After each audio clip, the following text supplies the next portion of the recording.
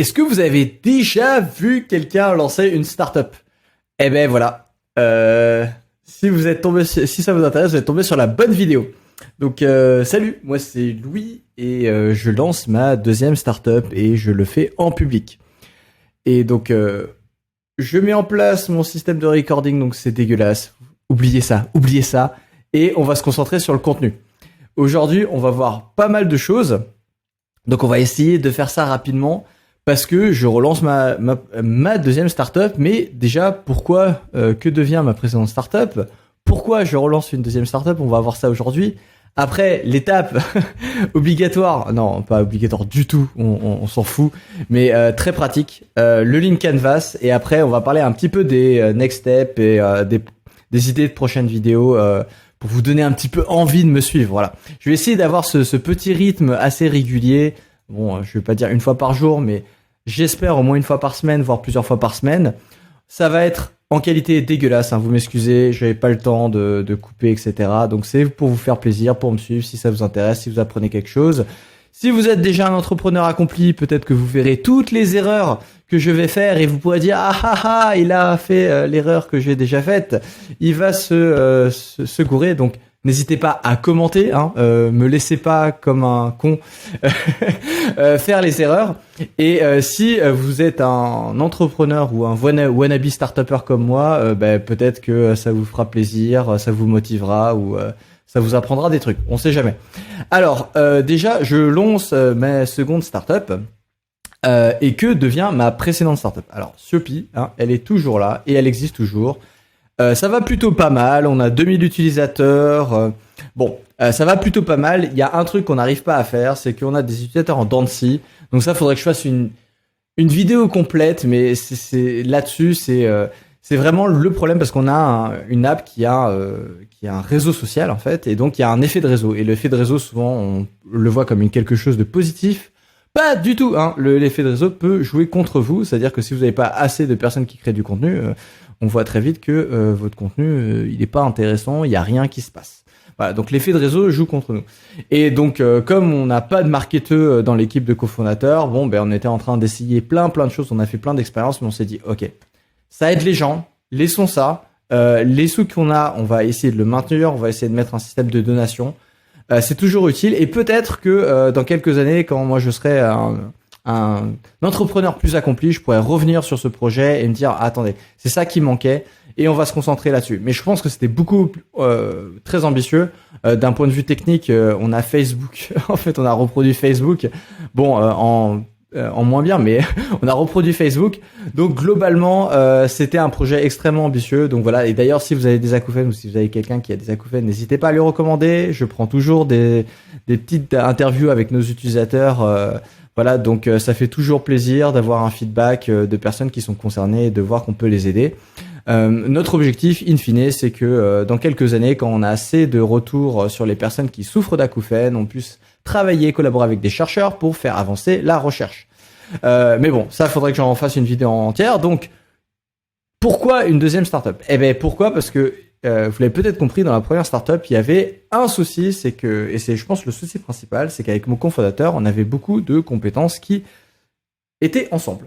Voire complètement overlappées. Donc lui, c'était un ingénieur de Polytechnique et moi, je suis ingénieur aussi et docteur en apprentissage automatique, donc tout ce qu'on appelle l'intelligence artificielle et particulièrement appliquée aux neurosciences. Donc en fait, on a un background extrêmement technique et mon associé a eu une expérience dans l'entrepreneuriat avec sa précédente startup où il a fait une étude clinique, mais encore là, on est très dans le technique, dans le médical. Et moi aussi, j'avais fait une expérience dans une startup dans Palo Alto, mais j'étais en charge de la data science. Donc, j'ai pas vu toutes les parties business, j'ai pas vu le fundraising, etc. Donc, en fait, on était une équipe hyper consanguine en termes de compétences. Et donc, tout ce qui était marketing, on sait pas faire. Donc, voilà. Donc, en fait, si on veut faire des choses difficiles, on n'avait pas le pédigré d'une équipe qui pouvait exécuter l'ambition qu'on voulait se mettre. Et même si on pense qu'on peut aider des millions de personnes, et la question c'est de savoir, vous avez peut-être le plan parfait, mais est-ce que vous êtes prêt à exécuter ce plan? La réponse est clairement non. Donc, pourquoi? Je veux refonder une équipe et cette fois m'entourer des meilleurs. Et c'est aussi là pourquoi je décide de faire tout ça en public, parce que imaginons que j'y arrive pas. Eh ben cette fois, je veux que ça serve à quelque chose parce que je crois en ma cause. Je crois que les maladies chroniques, de manière générale, sont pas assez. Il y a pas assez d'entrepreneurs qui s'attaquent au sujet. Ça fait peut-être trop peur. Il y a un côté médical, etc. Non, non, non. Vous avez un marché qui est gigantesque avec des gens qui sont vraiment dans le besoin. Contrairement à ce qu'on pense, ils sont pas tous remboursés les soins. L'acouphène, la plupart ne se font pas rembourser. Donc ils dépensent de l'argent et où est-ce qu'ils le dépensent? Ben souvent chez des imposteurs et des gens qui ont rien vraiment à leur apporter. Donc on a besoin d'entrepreneurs, on a besoin de médecins, on a besoin de personnes qui font des choses pour les aider. Donc voilà, moi je vais rester dans cet espace-là et je vais vous expliquer ce que je veux faire. Et ce que je veux faire en fait, c'est allez, c'est parti, on va aller directement sur notre petit Lean Canvas. Je veux faire des programmes d'accompagnement digitaux pour les maladies chroniques. Alors j'ai fait une petite démo, mais là, je vais pas vous la présenter. Si vous voulez, je vous la mettrai en commentaire. Donc là, il y a une petite maquette Figma très utile, hein, franchement super. Aujourd'hui, on va parler du Lean Canvas. Alors Lean Canvas, je vais pas vous parler de la théorie, pourquoi on fait ça, mais globalement, avant les startups, hein, je résume. Avant, on faisait des business plans quand on avait une idée, voilà, et on montrait avec des jolies feuilles de calcul et des études de marché que on pouvait avoir un business juteux. Bon, on s'est rendu compte que ces analyses technico-théoriques n'étaient jamais n'atteignaient jamais à la réalité, quoi. On était très loin de la réalité. Donc autant faire des plans, autant surtout théoriques, autant les faire très très courts, qui permet d'organiser votre pensée. Et surtout, ça vous permet d'itérer beaucoup plus rapidement. Donc le Lean Canvas, c'est un peu cette approche. Voilà, vous avez quelques cases à remplir, ça vous structure. Voilà, ça vous fait poser les bonnes questions, mais en une demi-heure, c'est torché. Moi, je l'ai fait en 20 minutes, sans déconner. Donc, je vais vous montrer un petit peu à quoi ça ressemble, un Lean Canvas. Bien entendu, voilà, c'est sur Miro, hein, il y a des templates, etc. Le côté principal, c'est voilà, problème-solution. En fait, non, pas solution, solution, on s'en fout. Le problème principal, c'est le problème. Voilà. Après, qu'est-ce que vous allez apporter à cette solution? Ça se décline selon différentes perspectives. Il y a bien entendu la solution que vous voulez construire, mais à la limite, ça, je pourrais le supprimer. Pourquoi? Parce que, à mon sens, c'est si vous avez un problème et un customer segment, donc des clients potentiels qui sont prêts à payer, il suffit d'un nombre fini d'itérations jusqu'à que vous trouviez la bonne solution, si vous leur parlez. Voilà. Donc, il faut admettre que la première solution que laquelle vous allez venir n'est certainement pas la meilleure. Voilà. Mais par contre, vous avez un problème et vous savez que vous avez un customer segment avec des gens qui sont prêts à payer. Vous inquiétez pas. Voilà, travaillez, vous allez y arriver. Voilà. Donc, mais bon, moi j'ai plus de 200 interviews avec mes utilisateurs de mon autre app, donc je commence à connaître le problème. Je peux être moi-même un client de ma propre app puisque j'ai des maladies chroniques de ma personne, donc je suis personnellement concerné. Donc j'ai déjà quand même quelques intuitions à propos quelle serait la solution.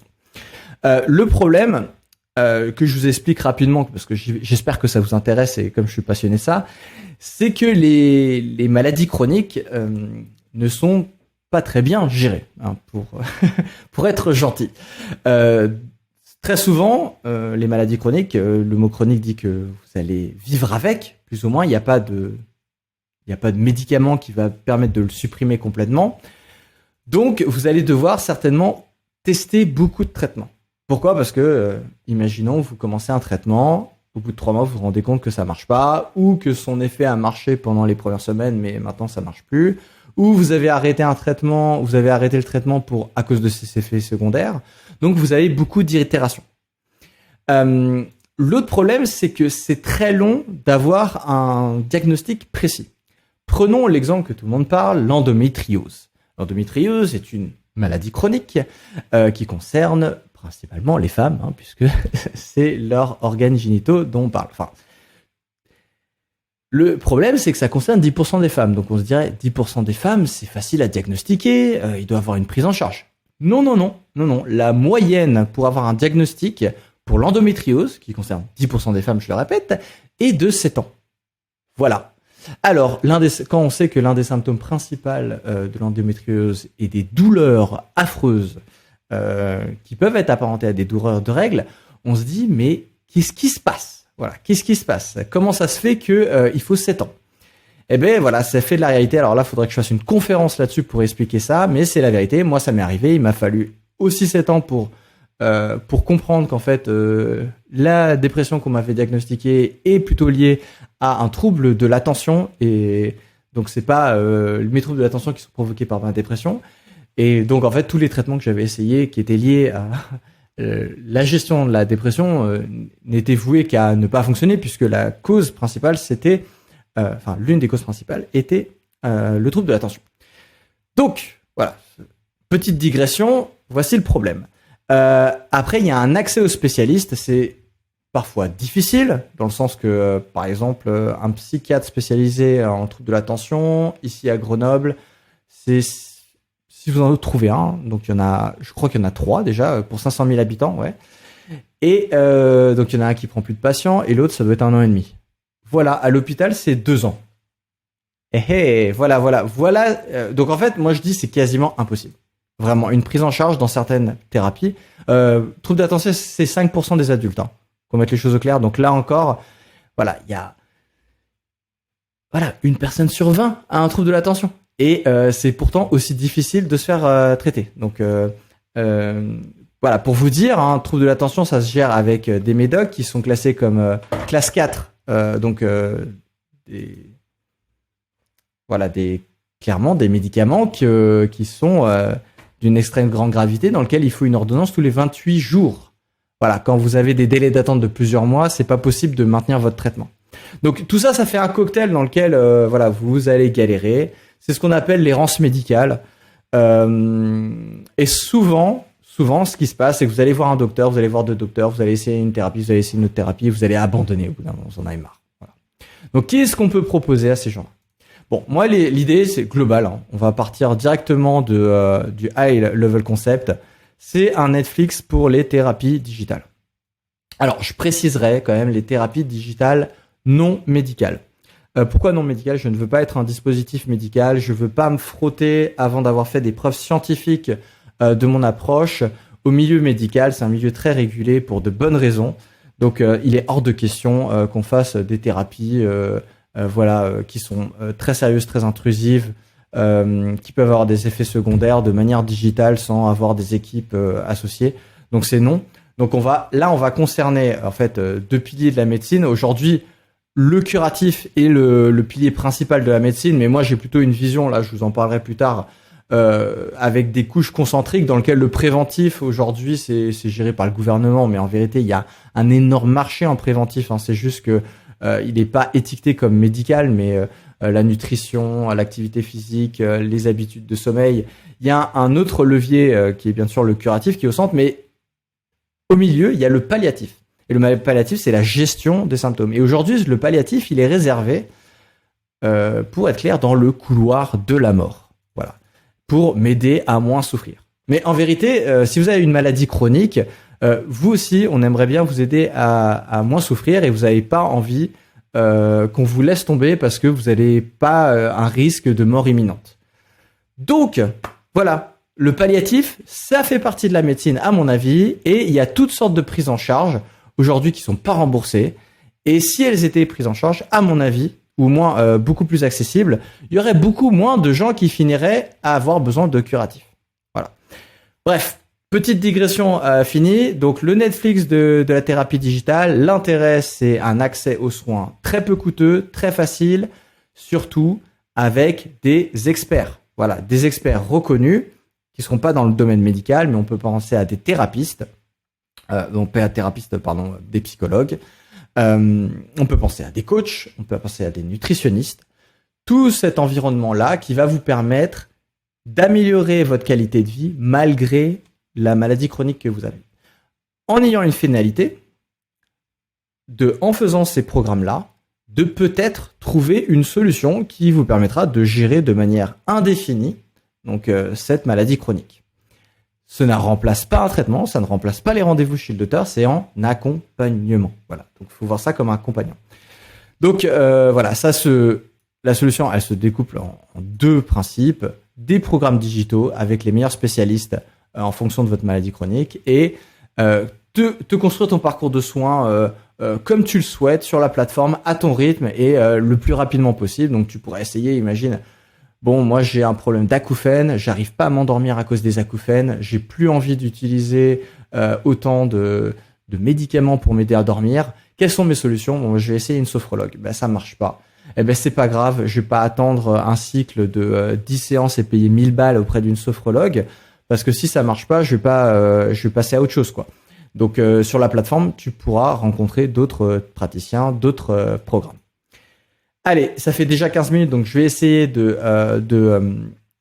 terminer, de passer à la prochaine étape. Mais voilà, là j'ai passé quand même près de 10 minutes à vous parler du problème, du Link Adva dans un cas très pratique. C'est un excellent exercice. Et je pense même pour les entrepreneurs, enfin moi j'ai entendu des entrepreneurs, non mais le Link Adva, non mais arrête, c'est un exercice de teubé, non mais vraiment, pas du tout. Franchement, moi j'ai vu des serial entrepreneurs là récemment sur YouTube, il y a un serial entrepreneur, il relance une startup et pareil, il construit en public. Et ben la première séance qu'il a fait, il a sorti son Link Adva et il a fait un petit truc. Et après il est allé voir voilà les personnes qui sont dans son réseau. Ah ben tiens, vas-y, trouve les points qui vont pas dans mon raisonnement. Voilà, tu fais ça une demi-heure, tu as un feedback 10 minutes après, c'est quand même assez génial. Surtout, ça te fait gagner un temps considérable si tu as des experts qui vont te dire « Ah ben non, mais là, tu as raconté n'importe quoi, là, ça va pas marcher. » Enfin bref.